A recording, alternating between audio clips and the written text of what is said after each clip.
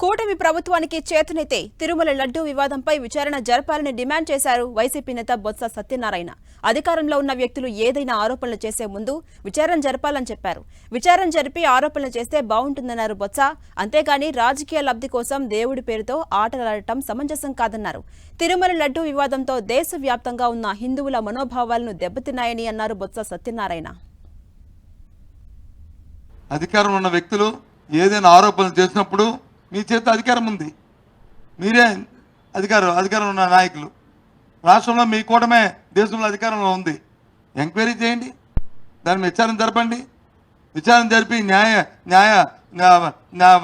What is the fact అనేది ఏమిటి నిజాలు తేల్చండి. తేల్చిన తర్వాత అది పెట్టి అప్పుడు మీరు మాట్లాడితే దానికి సంబంధించి ఉంటుంది.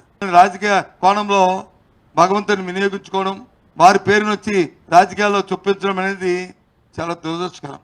ఎందుకంటే దేవుడితో మనం ఆటలాడుకోవడం మంచి సమంజసం కాదు.